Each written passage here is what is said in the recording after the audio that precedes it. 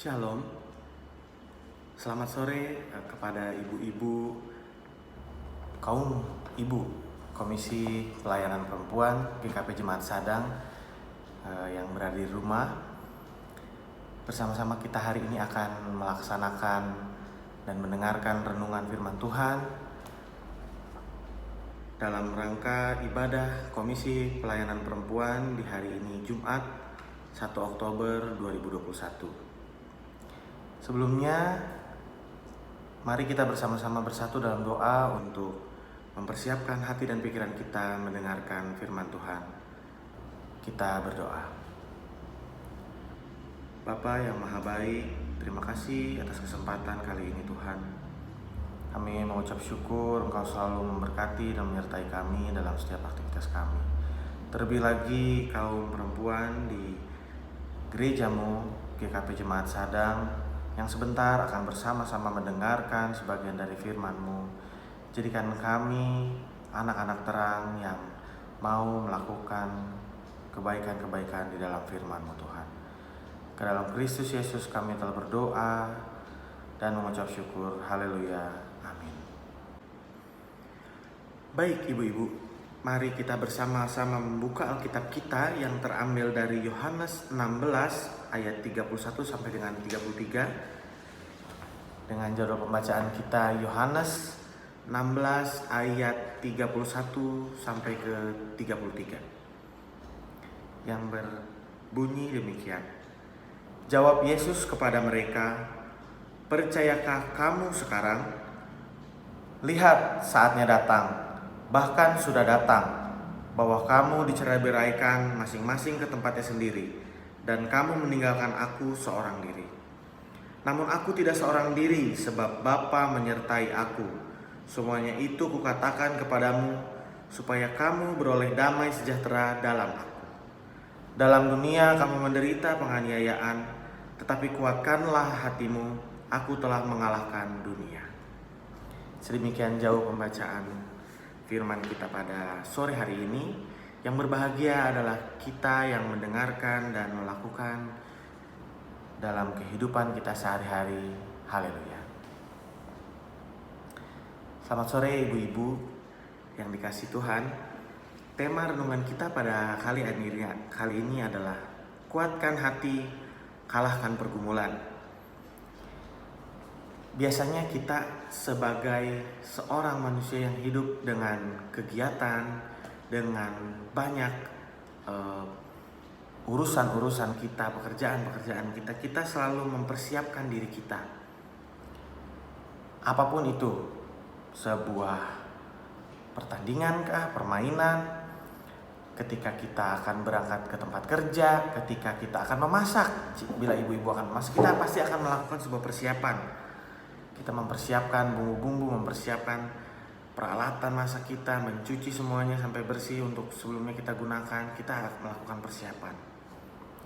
Tetapi terkadang sebaik-baiknya persiapan yang kita lakukan, kita tetap tidak siap 100% menghadapi tantangan dan masalah yang ada di depan.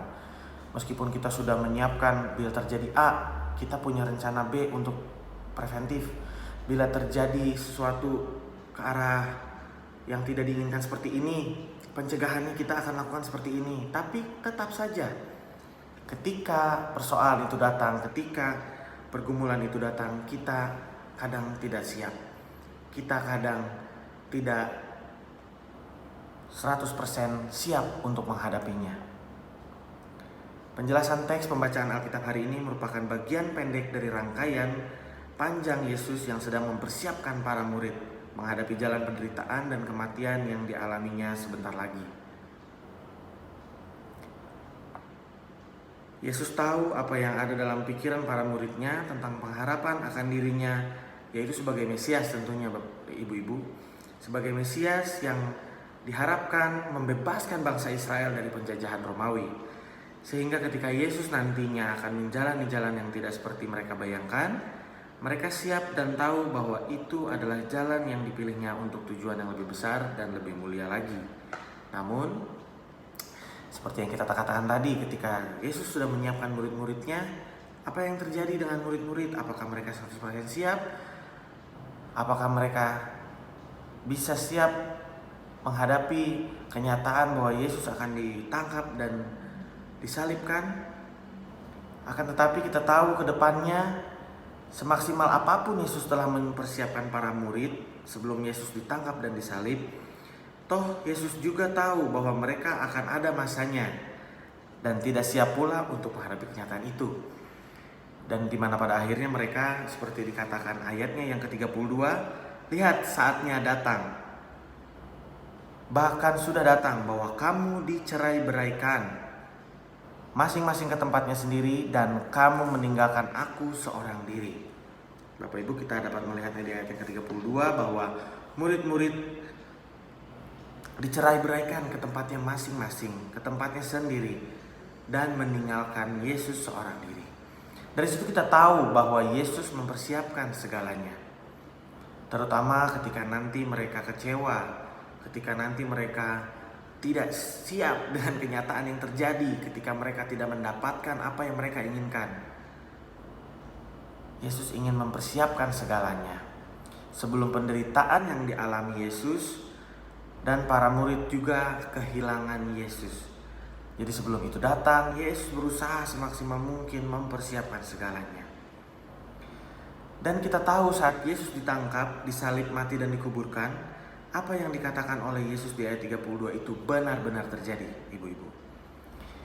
Namun sedari awal, seperti yang kita baca pada perikop ini, Yesus telah mengatakan kepada muridnya yang sayangnya mereka tidak mengenali hal ini saat Yesus ditangkap, disalib, mati, dan dikuburkan, yaitu tentang makna dari ayat 33. Semuanya itu kukatakan kepadamu, supaya kamu beroleh damai sejahtera dalam aku. Dalam dunia kamu menderita penganiayaan, tetapi kuatkanlah hatimu, aku telah mengalahkan dunia.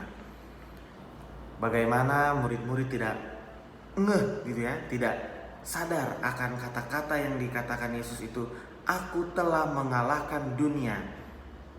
Jadi di balik persiapan ini, Yesus juga ingin menyampaikan ketika nanti dia sudah disalibkan, ditangkap, mati, disalibkan, mati, dan dikuburkan, murid-murid seharusnya sadar dan ngeh akan perkataan Yesus itu, bahwa aku telah mengalahkan dunia. Bandingkanlah bagaimana sikap para murid saat Yesus ditangkap, disalibkan, mati, dan dikuburkan dengan setelah Yesus bangkit. Ada perbedaan besar, ibu-ibu, yang terjadi di dalam diri para murid ini. Yaitu apa yang dikatakan ayat 33, kamu beroleh damai sejahtera di dalam aku. Ini benar-benar mereka rasakan dan hayati, sehingga sikap hidup mereka setelah Yesus bangkit menjadi sama sekali berbeda. Berbeda jauh ya ketika apa yang terjadi setelah disalibkan dan setelah Yesus bangkit. Seperti yang dikatakan tadi di ayat yang ke-32, mereka dicerai-beraikan ke tempatnya masing-masing dan meninggalkan Yesus seorang diri. Namun ketika Tuhan Yesus bangkit, apa yang dikatakan di ayat 33 benar-benar terasa. Benar-benar mereka rasakan dan hayati, sikap mereka pun berubah, sikap hidup mereka pun berubah. Itulah yang ingin disampaikan dalam pembacaan Alkitab kita pada saat ini, sesuai dengan tema kuatkan hati dan kalahkan pergumulan. Karena kita ketika menguatkan hati kita mengalahkan pergumulan yang ada di hadapan kita. Terjadi Yesus bangkit, murid-murid pun merasakan kuat kuasa Roh Kudus di dalamnya. Mereka bisa menyampaikan, menyebarluaskan firman Tuhan. Sikap hidup mereka berubah total. Mereka menjadi murid-murid Yesus yang memiliki kekuatan iman yang sangat luar biasa. Memang kita sadari, kita pun begitu. Kadang kita mengalami kejatuhan yang luar biasa, mengalami pergumulan, padahal kita sudah mempersiapkan. Ketika kita akan hendak melakukan sesuatu, kita mempersiapkan rencana, kita mempersiapkan rencana B, kita juga mempersiapkan bila mana ada hal-hal yang tidak diinginkan terjadi. Namun ketika hal itu datang kepada kita kadang lupa bahwa Tuhan Yesus selalu ada bersama dengan kita, bahwa kita harus menguatkan hati dan mengalahkan pergumulan tersebut.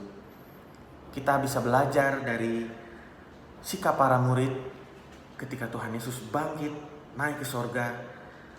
mereka menjadi murid-murid yang sangat kuat dalam iman. Mereka menjadi murid-murid yang berpengajaran baik, mengalahkan pergumulan-pergumulan yang ada di sekitarnya.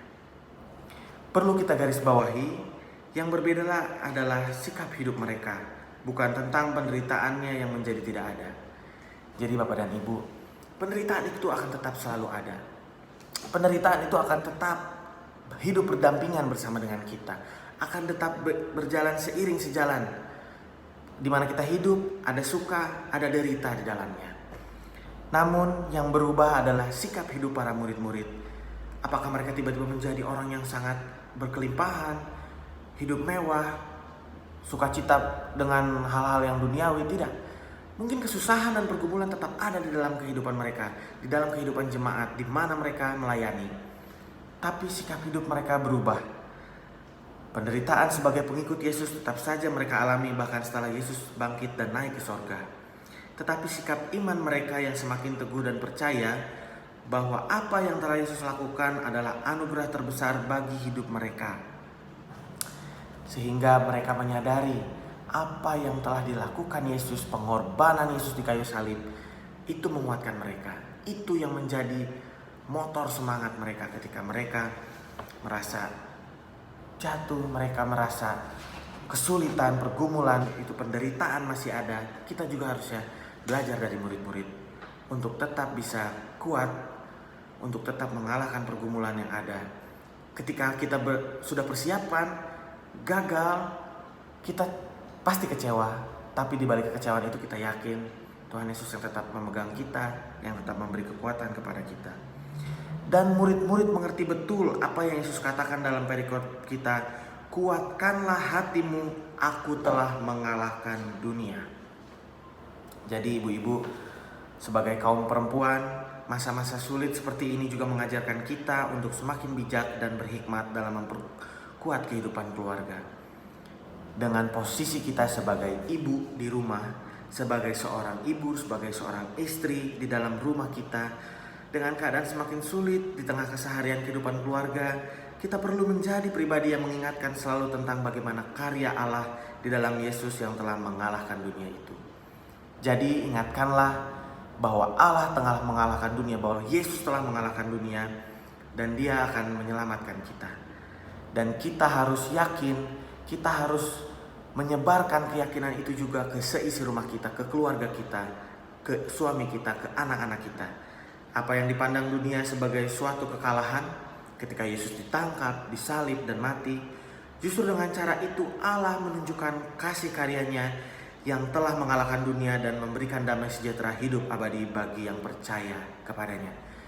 Kiranya kita selalu percaya kepada Allah, kita selalu yakin kepada kasih Yesus, pengorbanannya di kayu salib tidak pernah sia-sia, bahkan itu telah mengalahkan dunia. Amin. Sebelum kita mengakhiri pertemuan kita pada sore hari ini, Bapak Ibu, mari kita bersama-sama bersatu di dalam doa. Kita berdoa. Tuhan Yesus, terima kasih atas segala anugerah dan berkat yang Kau beri Tuhan. Terima kasih untuk waktu singkat yang kami pakai untuk merenungkan sebagian dari firman-Mu Bapa. Terima kasih Engkau telah pakai hamba untuk berbicara mengenai firman-Mu. Karuniakan hamba-Mu ini kemampuan Tuhan untuk menyampaikan anugerah dan berkat dari firman-Mu ini. Pakailah juga kaum perempuan di GKP Jemaat Sadang untuk mendengarkan, melakukan dalam kehidupan sehari-hari, terlebih mereka sebagai ibu dan sebagai istri di tengah-tengah keluarga, untuk menyebarkan sikap positif, sikap-sikap para murid yang tetap menilai di tengah penderitaan mereka mendapatkan kekuatan karena Engkau telah mengalahkan dunia.